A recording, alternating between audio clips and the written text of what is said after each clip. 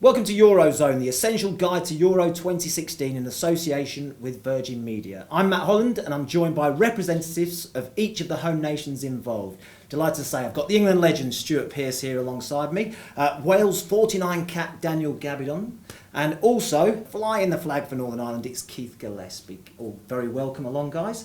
We're going to be dissecting the potential lineups and prospects of the home nations and Ireland as well, because I'm their representative, as well as discussing who we think the stars of the tournament could be and which team will ultimately emerge victorious. Let's start with you, Keith. No real surprises in the squad that Michael O'Neill selected?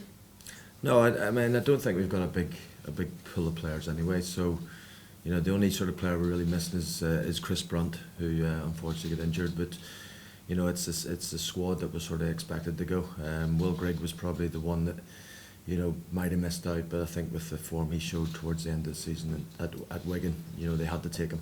And he's got a good song for himself as well, hasn't he? He has. I think the whole nation's gone a bit crazy with that song. So you know, he had to go. You know, it was nice to see him scoring the other night, and along with Connor Washington and Kyle Lafferty. So I think that's important, isn't it? I mean, Kyle Lafferty's an important player for them. He scored so many goals in qualifying. If he's out, who scores the goals? And so those two have made a name for themselves. Well, exactly. You know, that was one thing I was sort of worried about. That, you know, Kyle was probably the one who, you know, we relied on too much. A bit like David Healy over the years, we relied on him. So, you know, it's nice that the other two guys scored the other night, and hopefully they can, you know, have an input. What other strengths do you think this Northern Ireland squad possess? I think at the minute we're playing with a lot of confidence. You know, 11 games unbeaten. You know, we're hard to beat. Michael O'Neill's got us, you know, playing really well. We've got a good base through the spine of the team with, you know, likes of Johnny Evans, Gareth McCauley, you know, Steve Davis, and obviously Kyle Lafferty. So as long as those players, you know, stay fit, you know, I think we could cause a few surprises. Stuart, what about England? I suppose they come into it as one of the favourites. What do you think of the balance of Roy Hodgson's squad? I think the balance is pretty good. I think it lends itself probably more so to play a diamond in midfield. I think, as they say, the old saying in football, you're only as good as your forwards. We've got two forwards going in that have scored, you know, 24, 25 goals this season, plus Rooney, plus Sturridge who can get a goal, plus Rashford possibly. So I think the balance is good. The question mark maybe is at the heart of the defence. Can we keep clean sheets when it's in those tight games maybe as we progress in the tournament? What pairing do you think Roy Hodgson will select for that first game? I think you know what you're going to get from Cahill and Smalling. I think they'll give you a 7 out of 10, possibly 7.5 out of 10 per game. Stones is the unknown one. You know, Stones could be better than both of them, or alternatively, you know, he could be a 4 or 5 out of 10 if he gets caught on the ball and whatever. So depends how bold Roy wants to be in his selection. The one thing we do know, there is only 3 centre halves. Yeah. It's any 2 from 3. I suppose Eric Dyer fits in fills in, doesn't he, if there's an injury? Yeah, but I don't think he'll want to do that. That won't be an obvious selection, if you like, from the offset. I think that will be something that might happen in the course of the game. Who's going to be England's star? I'm hoping maybe Dele Alli. If it's not Dele Alli, then you're hoping either Kane or Vardy coming back and firing the goals. If either of those don't hit form and don't get goals, I think we might struggle a touch. Or the captain, Wayne Rooney. Does he even start? I think if he does, he'll start in a more deeper role. But it's a great problem to have for Roy. Daniel, Wales, 49 caps you got. You didn't go to a major tournament. It's a long time since Wales got there. Must be pretty exciting times. Yeah, the whole nation's really looking forward to the tournament. Obviously, great qualifying campaign, as you said, since 1950, I think it is, since we qualified for a major tournament. So everyone's really looking forward to it. And you've got a world superstar in your ranks as well in Gareth Bale. So in tight games, you've got someone who can win your games. Yeah, and we've always had good players over the years, but we probably maybe never had that kind of real match winner, that world-class player. But you look at the squad now, it's got a real good balance. We're solid defensively, tactically a lot better than in recent years, and we do have the match winners at the business end of the pitch. Conceded only 4 goals in 10 games in qualifying, with different formations at the back as well. 4 at the back, 3 at the back occasionally. Ashley Williams is so important, isn't he? Yeah, he's key also. You know, Gareth Bale takes all the plaudits, and rightly so for what he did in qualifying, but you know, if we haven't got Ashley Williams at the back and, you know, the way he marshals that defence, then Gareth Bale would have to score a lot more goals than he did in the qualifying to win games. So, it really is a good balanced team, really good team spirit as well. Beyond the best 11, is there enough depth in the squad, do you think? Yeah, I think there is now. In recent years, I wouldn't have said that, but I think you saw in qualifying the likes of Andy King, David Edwards coming in, doing really good jobs for the team. David Cottrell was another one. There's real good quality now in the team. Premiership players playing at the top level, and I think that showed in the qualifying. So yeah, there's certainly players that can come in and do a good job. Okay. Republic of Ireland squad. Obviously, a few injury worries coming into the tournament. Robbie Keane had a little calf strain. Strengths, I think, set pieces. I think Robbie Brady's delivery from left back and set pieces is very important to them. Shane Long up front, his pace always causes problem. He scored the winner against Germany in qualifying. There's always a great spirit about the Republic of Ireland, the support that they follow in massive numbers. Maybe could keep the ball better at times, I would say. I think give the ball away, turn it over a little bit too often, puts themselves under pressure. But key players, definitely Shane Long, his pace, Robbie Brady at fullback, and also John Walters. I thought he was a star in qualifying. He really epitomises everything good about the Republic of Ireland. It'd be interesting to see which way they play as well, whether they go two up top and go Walters and Long up front, 4-4-2, or whether he decides to play Wes Hoolahan in the hole. I'm a big fan of Wes Hoolahan. Don't think he gets or hasn't had enough opportunity. So it'd be interesting to see whether he starts or not. That's the way I would go. I'd go Hoolahan up in behind Shane Long, John Walters out wide on one side, and probably James McLean on the other. So that's the Republic of Ireland squad. Let's have a look at the groups then. Wales, they've got Slovakia, England and Russia. You worried, Stuart? I think the way the games have hashed up is perfect for England. I don't think England would have wanted to play Wales in the first game or the last game. That's the middle one, isn't it? Exactly. And I think, for me, looking at it, I think Wales, it's a must-win game, their first game. If they win that and get 3 points, takes the whole pressure off the qualification campaign for them, and probably 3 points might even get them out of the group. But I think if they fail to win that game, all of a sudden you've got England and Russia to follow. That's not an easy game, by the way, is it, Slovakia? They No. beat Germany 3-1. Yeah, but I think if you ask Wales about playing England first game, they wouldn't have wanted to have done that either. So I think it works out really well. Slovakia first game, that's a good start. They're a decent outfit, but Wales are certainly capable of beating them, and then it makes the England game a bit more mouth-watering as well. Yeah, and Russia as well in that group, Keith, an ageing team. Russia did better in the second half of the qualifying campaign after Capello left. Yeah, they did. I mean, the Russians are always strong. Difficult to beat. I think most people probably thought that Slovakia would be the weakest team in the group, but they've sort of shown last week by beating Germany that they're no mugs. So it's a very tough group. They're all tough games. I expect England and Wales to go through, but it will be difficult. Do you agree? England and Wales to go through? Yeah, I think the hash-up of the tournament with possible third-place teams getting through as well probably took some of that pressure off of England. I know in my time playing in tournaments, the first game was like a millstone round your neck. Yeah. But you don't want to get beat in that first game, do you? You don't want to get beat, but the beauty is you can look at it and say, if we win one game, chances are we'll get out of the group, and that really eases the pressure down slightly, and that might play into England's hands, if you like, because England, whichever way you look at it, Ireland, Republic and Wales will go with very little expectation on them, and they probably enjoy the tournament that little bit more. Yeah. With England, you know what it's like. They're building us up as winners already. Yeah, I think it's one of those groups where every team in it thinks, we've got a chance really. It's quite an evenly matched group. Top in the group would be important as well, won't it? Yeah. For the next round. Yeah, the winners take a third place team. So the importance of that is pretty vital. Chances are you're going to miss one of the powerhouses if you win the group. Well, one of our presenters, Colin Murray, he believes that Northern Ireland are going to top their group. Poland, Ukraine and Germany in with Northern Ireland. That's not easy, is it? No, well, I mean, again, I think we're quite fortunate we've got Germany in the third game. Because again, if we win one of our first two against Poland or Ukraine, that might get us through. And as I said before, we've done what we needed to do by qualifying. Anything that we do now is a bonus. But I think the first game is really important against Poland, as long as we don't lose that. And Poland and Germany were in the same qualifying group, in with the Republic of Ireland as well. And Lewandowski, I think, scored 13 goals in the qualifying campaign. He's some player, isn't he? Yeah, I think both Germany and Poland wouldn't want to meet each other again straight away, but they have done. He could be one of the outstanding players of the tournament. If they're going to be successful, he's going to have to score the goals, you would think. No, absolutely. Ukraine, they the outsiders? They're a decent outfit as well. They've got some good players. But from a Northern Ireland point of view, I wouldn't fear anybody the way they're playing at the minute. They're difficult to beat. We saw Scotland play well in the qualifying against Poland, was unlucky. Some good 2 performances against them. So I think it's a good first game for Northern Ireland, and it's going to be a tough one, but I wouldn't rule out Northern Ireland doing something.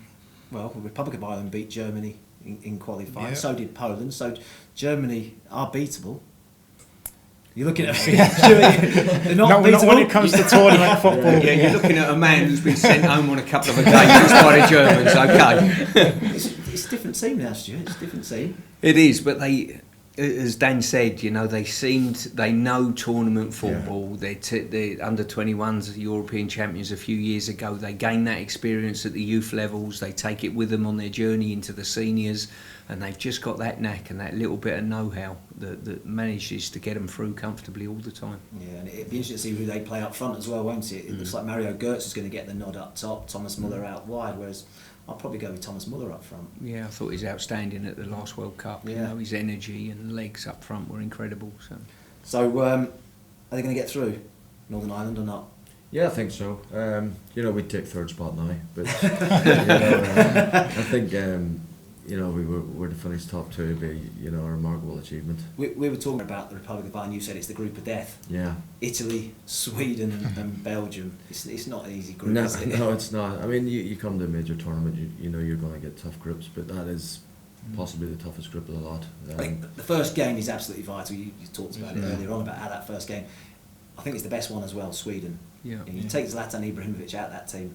Yeah. I'm not sure how much there is. He scored the majority of their goals in qualifying. They don't look to have a great deal of quality beyond him. No, that's a must-win for the Republic. They'll be looking at that game as a must-win. And as you said, Ibrahimovic is the star man, but then they got a lot of hard-working kind of players around him. But that's certainly... Ireland just seem to find a way. Both Northern Ireland and Republic of Ireland, you watch them and... They did it in the last Euro. But I love the team spirit, and they know their weaknesses, they know their strengths, and they'll be difficult to beat. So that's a big first game for them. I think Italy are a bit like that, aren't they? Again, lacking a bit of quality. They've got Pella up front, who scored. He was their top scorer in qualifying with 3 goals, but they're still hard to beat. Defensively, they're still strong. They've got tournament understanding, Matt. That's what the Italian teams have. They know how to play tournament football. I think they showed that in the last World Cup when they played England. They knew exactly what to do to beat England. No Pirlo this time around, though. No, he's one player that they'll really miss. He pulls the strings, or certainly used to over a couple of decades. Incredible player, but they'll miss him. I thought Northern Ireland had a tough group until you mentioned the teams in your group, fella. Thanks, Stuart. Yeah, I think I've got Verratti in midfield, who's taken Pirlo's place. What about Belgium? Potential winners, Keith? I mean, they've got the players. They sort of flattered to deceive in the last World Cup. But people like Hazard, if he plays well, they've got a great chance. But I'm slightly reserved about them, because previous sort of tournaments they haven't sort of turned up. I fancy Republic of Ireland to get a win against Sweden. And then obviously it depends what happens in the other 2 games, but I think they'll do enough to qualify and be better than Euro 2012 in Poland, that's for sure anyway. You talked earlier on about success and pressure on certain countries. You said the pressure's more on England. What would you say is success for England, Stuart?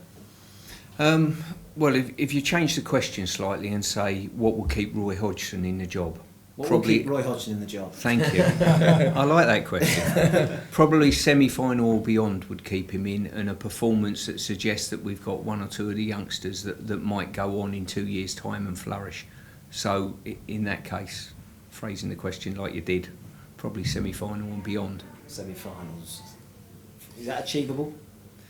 It definitely is, because, if we do win the group, and it's a big arse, you play a 3rd place team in the last 16, then you go through, you're in the quarter final, and all of a sudden you're 1 game away from that semi. So it's a long way away when you're in the groups, but it comes quite quickly once you get through. It's achievable with the squad of players we got and the strike force we're going with. No such expectation on Northern Ireland, Keith. Michael O'Neill, what will he view as success? I think success for us was just getting there. No pressure whatsoever on the squad. You know, it's been 30 years since we qualified for a major tournament, so you know, to get there, we done so well in the group. It was a difficult group we were in, and we won it.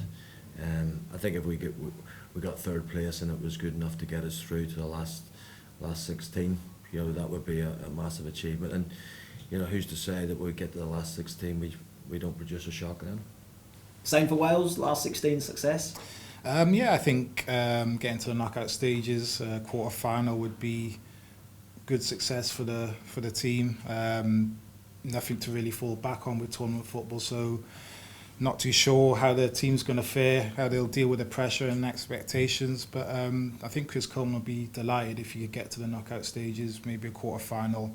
I think he would have done a really good job. I think the same for the Republic of Ireland as well. When you talk about the group that they're in, if they can come out of that, get into the last 16, who knows who you draw in the next round. I think with all the teams, you look, and Wales, the ante's gone up on Wales a little bit because they've got a fella called Bell in their team who's a world-class performer that can win a game on his own. You know, Ireland haven't got that marquee player, if you like. Well, not many teams have, to be fair. I don't think England have got a Gareth Bale in their squad in some ways, but that pushes the ante up on Wales a little bit. Yeah, it certainly does. Let's look at the tournament as a whole.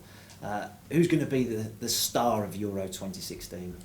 I hope it's someone from the England squad. I hope it's one of the youngsters from the England squad, a Dele Alli or someone like that, or maybe Vardy. Vardy. Rooney do it, didn't we, exactly many years ago? Yeah, I think that will be great to see, certainly on these shores anyway. Outside that, you know, Cristiano Ronaldo. He needs to deliver on a major tournament as well, I think, you know. I think we've all been waiting for him to grab a tournament like Maradona did. But one or two fitness issues as well he's had, hasn't he? Yeah, I'm looking forward to Paul Pogba. Yeah. I think, obviously, the last couple of years, everyone's talking about him being one of the best midfielders in the world now. This is probably his first tournament he's had to show what he's capable of, so I'm really looking forward to watching him perform. What about you, Keith? I pretty much agree with Stuart. I wouldn't be surprised if it's somebody like Dele Alli or Harry Kane. I think Harry Kane's, you know, been exceptional this season, and I wouldn't be surprised if he actually even finished top goal scorer if England were to even get to the semi-final. Well, you two agree on that, and I agree with you with Paul Pogba. I think there's potential for him to move this summer, and he could have a big tournament, I think, this summer. In terms of which team's going to win Euro 2016, I think it's the most open tournament we've had for such a long time. We could probably name 7 or 8 teams that could win it, do you think? Yeah, easily. And someone said to me the other day, 12 years ago we had an underdog winning it in Greece. 12 years prior to that it was Denmark. Now, is it going to be an underdog in Austria or in Iceland or someone like that? Exactly. Or England. They're the biggest underdogs.